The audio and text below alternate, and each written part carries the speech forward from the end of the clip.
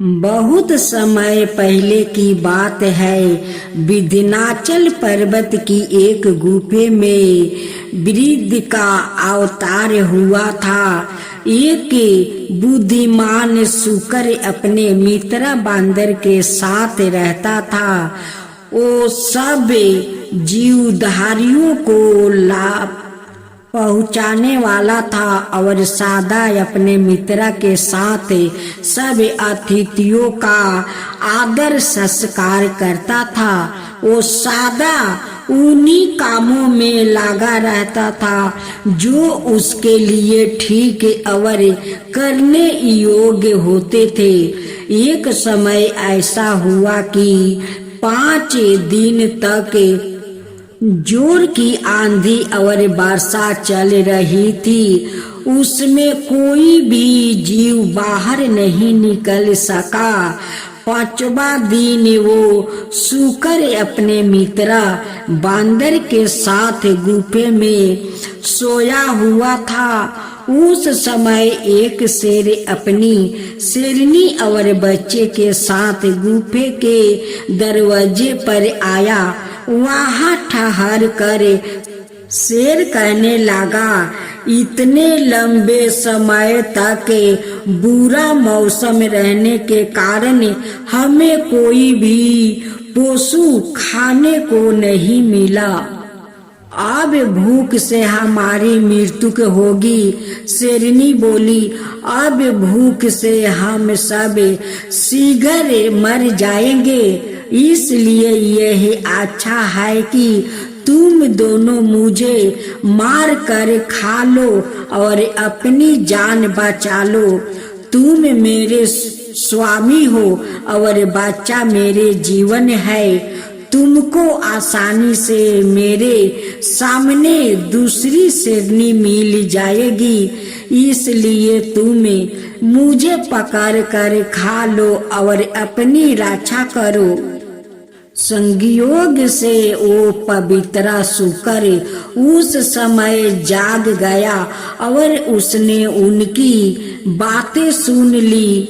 वह प्रसन्न होकर अपने मन में सोचने लगा, ऐसी रात, ऐसी आंधी और ऐसे मेहमानों का मिलना, यह सब मेरे पूर्ण जन्मों के किए हुए पुण्य का फल है।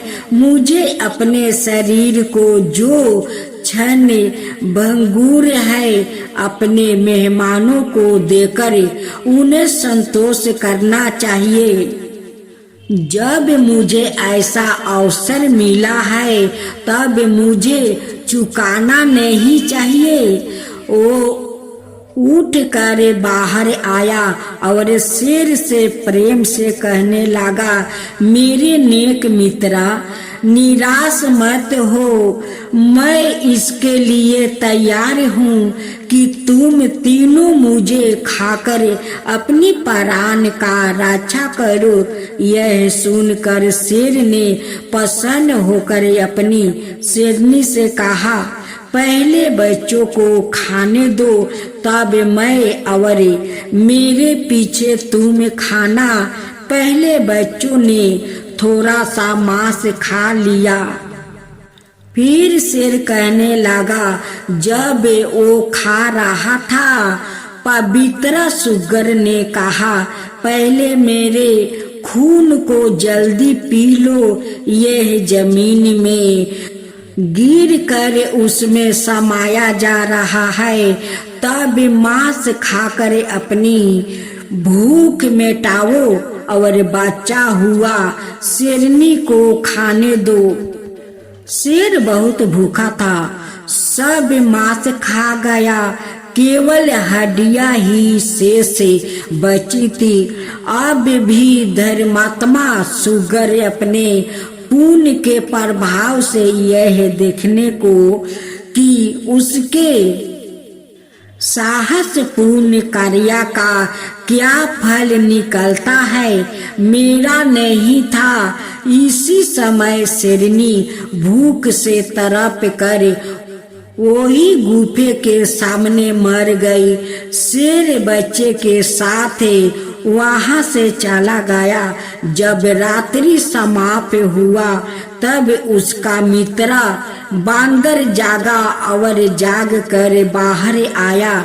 उसने बाहर आकर अपने मित्र को ऐसी बुरी दशा में पारा देखा तो उच्चत जीत होकर चिल्लाने लगा, तुम्हारी यह दशा किसने की है? हे मित्र, बता सकते हो तो बताओ। तब उसे वीर शुक्र ने रात का सब खिस्सा बतलाया।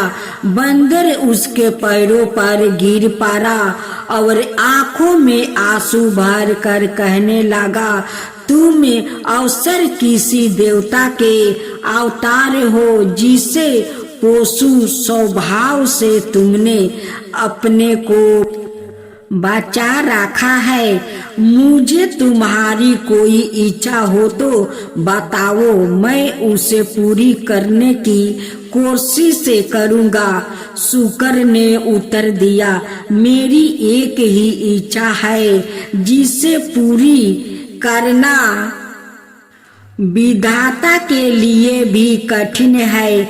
मैं चाहता हूँ कि मेरा शरीर पहले जैसा हो जाए और यह अभागिनी शेरनी जो भूख के कारण मरी पड़ी है, जीवित होकर और मुझे खाकर अपनी भूख मिटाए। शुक्र के यह कहते ही धर्मदेव वहां साक्षात प्रकट हो गए। उन्होंने उसके शरीर को थपथपाया, जिससे वो शुक्र के रूप को छोड़कर एक देवतुल्य महात्मा के रूप में बदल गया। तब धर्मदेव ने उसे कहा, मैंने तुम्हारी परीक्षा लेने के लिए शेर शेरनी और बच्चे का रूप धारण किया था। यह सब माया जाल मेरा ही फैलाया हुआ था, क्योंकि मैं तुम्हें जितना चाहता था तुम तन मन से अपने सभी जीवों के लाभ में लगे हुए हो और नेकी के साक्षात अवतार हो। तुमने अपने जीवन को दूसरों को लिए देकर मेरे ऊपर विजय पा ली है। मैं तुम्हें सब ऋषि मुनियों का प्रार्थना बताता हूँ। तुमने अपने त्याग से इस पद को पाया है, इसे स्वीकार करो। इस पर शुक्र जो एक पवित्र महात्मा के रूप में था बोला, पवित्र देव, मैं इस महान पद को पाकर भी प्रसन्न नहीं हूँ, क्योंकि मेरे मित्र बांदर को पशु प्रकृति से छुटकारा नहीं मिला है। यह सुनकर धर्मदेव ने बांदर को भी महात्मा के रूप में बदल दिया। सच है, महान से संबंध जोड़ने से उसका फल भी महान होता है। तब धर्मदेव और मृत्यु के शेरनी दोनों दृष्टि से ओझल हो गए। संसार में परपोक कार्य से बढ़कर और कोई दूसरा धर्म नहीं है। तपोदत्त नाम का एक ब्राह्मण था। जब वो बालक था तब उसका पिता उसे बराबर कहता था कि कुछ पढ़ो लिखो और ज्ञान प्राप्ति करो, किंतु वो पढ़ने की और तनिक भी ध्यान नहीं देता था।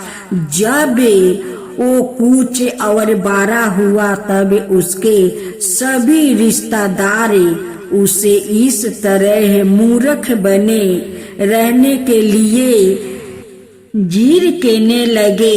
अब उसे अपने मूर्ख बने रहने पर बहुत पश्चाताप हो रहा था, वो घर छोड़कर चला गया और गंगा के किनारे जाकर ज्ञान प्राप्ति करने के लिए तपस्या करने लगा। वो करे करे व्रत और उपवास करता था और शरीर को बहुत कष्ट देता था। जब इंद्र ने उसे इस प्रकार व्यर्थ अपने शरीर को कष्ट देते हुए देखा, तब वो एक ब्राह्मण का वेश धारण करके उसे शिक्षा देने और ऐसा कामों से रोकने के लिए आया। वो उसके पास आकर चुपचाप नदी के किनारे पर खड़ा हो गया और छोटे छोटे धूल के कण उठाकर नदी की तेज धारों में फेंकने लगा। तपोदत्त बहुत समय तक उसे आश्चर्य से देखता रहा। अंत में उसने अपना मन व्रत तोड़ दिया।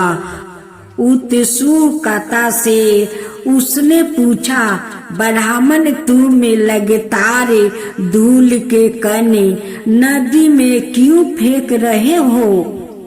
इंद्र जो ब्राह्मण का वेश धारण करके आया था, पहले तो कुछ नहीं बोला और वैसे ही कहता रहा। जब तपोदत्तों ने हठ पूर्वक बार बार उसे यह प्रश्न किया, तब इंद्र ने उत्तर दिया, मैं गंगा को पार करने के लिए मनुष्य और पशुओं के लिए एक पुल बना रहा हूँ। तब तपोदत्त ने कहा, तुम कैसे मूर्ख हो? क्या गंगा पर इन धूल के कारण से पुल बन सकता है? इन्हें तो तेज धारा उसी समय बहाकर ले जाती है। जब इंद्र ने यहाँ सुना, तब उससे कहा, यदि तुम यह सच्चाई जानते हो तो तुम इन्हें बेकार के व्रत उपवास द्वारा बिना विधानों की बर्तार सुनो और बिना स्वाध्याय किए क्यों ज्ञान प्राप्ति करने की चेष्टा करते हो? यदि इन तरीकों से ज्ञान मिल जाया करे तो फिर संसार में सभी बिल्कुल पढ़ना लिखना छोड़ दे और कोई तनिक भी अध्ययन नहीं करे। जब इंद्र ने तपोदत्त से ऐसा कहा, तब उसे अपनी मूर्खता के कार्यों पर विचार करने लगा, यह सोच कर कि इस ब्राह्मण ने सत्य कहा है। वो इस प्रकार शरीर को कष्ट देना बंद करके घर चला गया और अब मन लगाकर विद्या ध्यान करने लगा। कुछ समय बाद वो एक बहुत विद्वान पंडित बन गया। एक समझदार आदमी को इस प्रकार तर्कों द्वारा समझाया जा सकता है, किंतु यदि किसी मूर्ख को इस प्रकार उद्देश्य दिया जाए तो वो लड़का तैयार हो जाता है। तपोदत्त के हृदय में ज्ञान प्राप्ति करने के लालसा थी, इसलिए उसने यह उद्देश्य सुना। कोई काम उल्टे उपायों से हल नहीं हो सकता है। यदि हमें कुछ प्राप्ति करना है तो जो काम उसे प्राप्ति करने में सहायक हो तो वही हमें करना चाहिए। मनुष्य मूर्ख रहकर अपने जीवन में अनेक कष्ट सहन पर भी कोई सफलता नहीं प्राप्ति कर सकता है। ज्ञान तभी प्राप्ति किया जा सकता है जब हमें उसे पाने के ठीक उपायों को समझ ले और उन पर चले। यही इंद्र का तपोदत्त को दिया हुआ उपदेश था।